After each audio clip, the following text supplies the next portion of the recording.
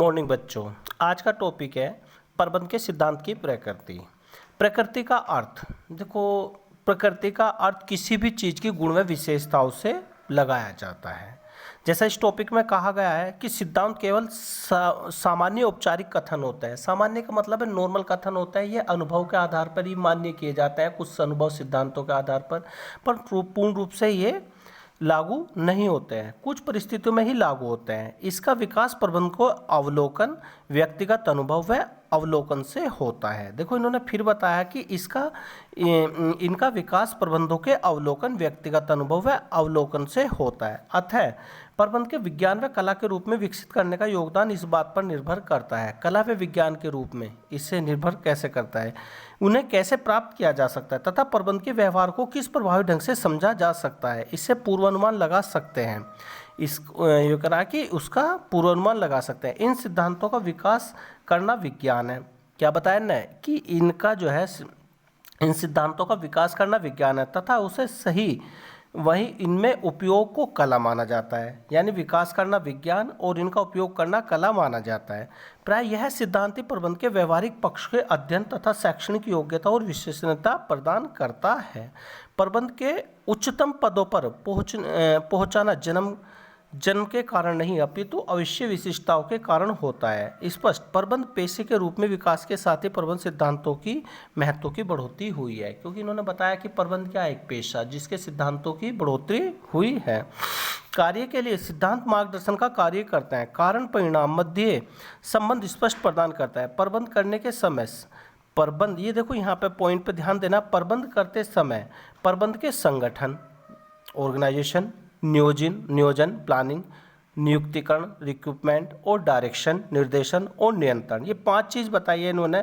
सबसे पहले वैसा आता है क्या, नियोजन, संगठन, नियुक्तिकरण, निर्देशन तथा नियंत्रण प्रबंध की क्रिया है, जबकि सिद्धांतों के सभी कार्यों करते समय प्रबंध के निर्णय लेने में सहायता प्रदान करते हैं। अग्रलिखित बिंदु से सिद्धांतों की प्रकृति के संपेक्ष में वर्णन करते हैं। देखो, इसकी कुछ प्रकृतियाँ बताई गई हैं। सबसे पहला प्रकृति बताई गई है सर्व प्रयुक्त।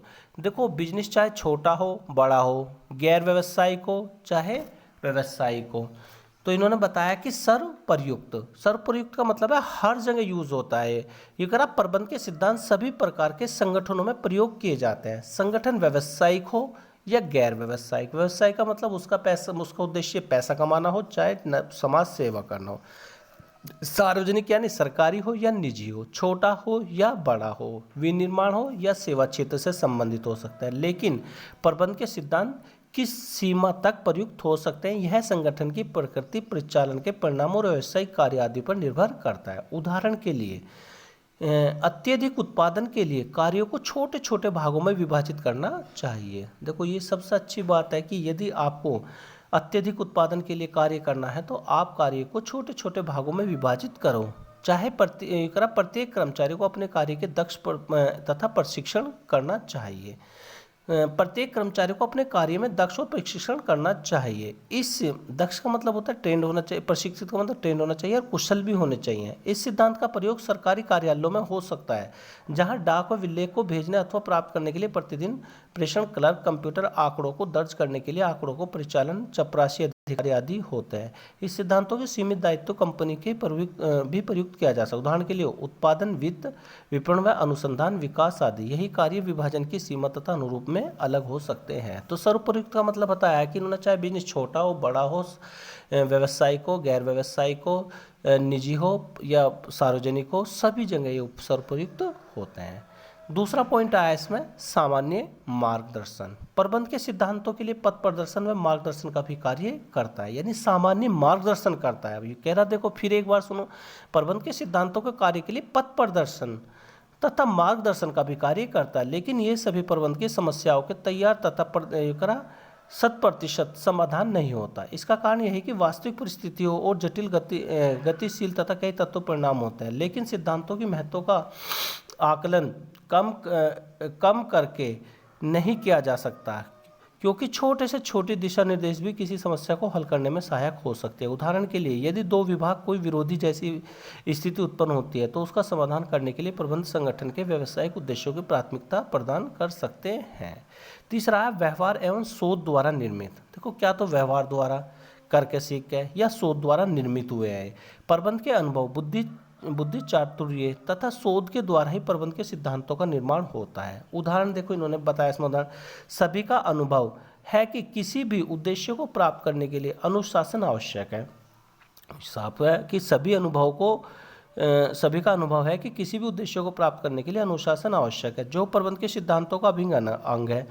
वहीं दूसरी ओर कारखानों में कामगारों तक की थकान संबंधी समस्या को हल करना भी, दबाव को कम करना भी भौतिक परिस्थितियों सुधार को प्रभाव की जांच हेतु परीक्षण किया जा सकता है। तीसरा है, इससे नेक्स्ट टॉपिक है बेटा इसमें लोच बोलते हैं फ्लेक्सिबिलिटी, उतार चढ़ाव यानी परिवर्तन, उसे आसानी से बदला भी जा सकता है। प्रबंध के सिद्धांतों की लोच रहित निर्धारण नहीं होते जिन्हें मानना आवश्यक ही हो, ये लोचदार होते हैं तथा प्रबंध परिस्थितियों की मांग के अनुरूप इसमें सुधार कर सकते हैं। प्रबंधकों को ऐसा करने के लिए पर्याप्त छूट दी जाती है। उदाहरण के लिए सभी अधिकारियों को एक ही व्यक्ति के पास होना केंद्रीकरण कहलाता है। देखो 2 वर्ड आए हैं इसमें, एक तो केंद्रीकरण और एक होगा आगे विकेंद्रीकरण। केंद्रीकरण होता है जब सत्ता की जो पावर होती है कुछ मुट्ठी भर लोगों के हाथ में होती है, यानी टॉप लेवल का हाथ में होता है, वो केंद्रीकरण कहलाता है। और विकेंद्रीकरण कहलाता है जब सत्ता की पावर सभी के हाथों में, यानी सारे डिपार्टमेंट में होती है, तो विकेंद्रीकरण कहलाता है। प्रत्येक उद्यम की स्थिति व परिस्थिति पर निर्भर होता है। वैसे प्रत्येक सिद्धांत के समाधान होते भी भिन्न भिन्न उद्देश्यों को पूर्ण करने के लिए भिन्न होते हैं। प्रबंध को विचार करना होता है कि किस परिस्थितियों में वह किस सिद्धांतों का उपयोग करे। नेक्स्ट इसमें जो टॉपिक है बेटा वो है मुख्यतः व्यवहारिक। यह प्राय प्रबंध के सिद्धांत उद्देश्यों के मानवीय व्यवहार को प्रभावित करना है। इस कारण प्रबंध के सिद्धांत मुख्यतः व्यवहारिक प्रकृति के होते हैं। इसका तात्पर्य यह नहीं कि सिद्धांत वस्तु स्थिति अथवा घटना के संबंध में नहीं होता, अपितु अंतर केवल इतना होता है कि इसे कितना महत्व दिया जा रहा है। किसी घटना के उद्देश्य की प्राप्ति के लिए सिद्धांत मानवीय तथा भौतिक साधनों और मध्य आपसी संबंध को भलीभांति समझने में सहायता प्रदान करते हैं। उदाहरण के लिए थोड़ा सा ध्यान से देखना बेटा कि कारखाने की योजना का निर्माण करते समय ध्यान रखा जाएगा, यानी हमें एक कारखाने की योजना का निर्माण कर रहे हैं तो उस पर क्या क्या चीज़ों का ध्यान रखा जाएगा कि व्यवस्था हेतु कार्य प्रवाह की माल प्रवाह और मानवीय गतिविधियों की तुलना होनी चाहिए, यानी तीनों की आपस में बराबर कार्य प्रवाह, कार्य कैसे जाएगा, माल प्रवाह, माल कैसे प्रवाह किया जाएगा, और मानवीय गतिविधियों की तुलना होती है। नेक्स्ट है, इसका टॉपिक है कारण एवं परिणाम का संबंध। प्रबंध के सिद्धांतों द्वारा ही कारण एवं परिणाम के मध्य संबंध स्थापित किया जा सकता है, जिसका उपयोग बड़ी संख्या में मानव परिस्थितियों में किया जा सकता है। प्रबंध के सिद्धांतों में हमें यह बताने कि यदि किसी एक सिद्धांत को एक परिस्थिति विशेष या उपयोग किया जा सकता है तो इसके परिणाम क्या हो सकते हैं। प्रबंध के सिद्धांत कम निश्चित होते हैं। इसका कारण यह है कि इन सिद्धांतों को मानवीय व्यवहारों में प्रयुक्त किया जाता है। यथार्थ जीवन में परिस्थितियां हमेशा एक जैसी नहीं रहती, इसलिए कारण परिणाम मध्य सही संबंध को स्थापित करना कठिन कार्य होता है, किंतु प्रबंध के सिद्धांतों की सीमा तक ही इन संबंधों को स्थापित में प्रबंधकों को सहायता प्रदान करते हैं। इस कारण ये उपयोगी होते हैं। आपात जैसी स्थिति में अपेक्षा की जाती है कि कोई एक उत्तरदायित्व तथा अन्य उसका सही अनुसरण करे, परंतु यदि विभिन्न प्रकार के परिचालनात्मक विशिष्टता की स्थिति होती है, जैसे कोई एक नया कारखाना स्थापित करना है, तो फैसला लेने के लिए अधिक सहयोग प्राप्त करना सही होगा। यानी देख लो, फिर एक बार देखो, जैसे कोई नया कारखाना स्थापित करना है तो फैसला लेने में अधिक सहयोग प्राप्त करना सही होगा। अगला टॉपिक है अनिश्चितता। प्रबंध के सिद्धांतों की उपयोग निश्चित नहीं होते, समय समय विशेष परिस्थितियों पर निर्भर करता है। सिद्धांतों के प्रयोग की आवश्यकता के अनुसार बदलाव लाया जा सकता है। उदाहरण के लिए कर्मचारी का न्यायसंगत पारिश्रमिक प्राप्त होना चाहिए। देखो ये बता रहा है कि कर्मचारियों को न्यायसंगत, यानी जितना उसके न्याय बैठता है, जितना उसकी परिश्रम बनता है, वो उतना प्राप्त होना चाहिए। लेकिन न्यायसंगत है क्या है, इसको बहुत से तत्वों द्वारा निर्धारित किया जाता है। इसमें शामिल है कर्मचारियों का योगदान, नियोक्ता का भुगतान की क्षमता, जिस व्यवसाय को आप भली भांति अध्ययन कर रहे हैं उसे प्रचलित मजदूर दर द्वारा। बेटा ये विशेषता यहीं ख़त्म होती है। नेक्स्ट टॉपिक कल पढ़ेंगे। इसकी PDF मैं आपको भेज रहा हूँ और वीडियो ऑडियो भी, इसे ध्यानपूर्वक पढ़ना। ओके बेटा।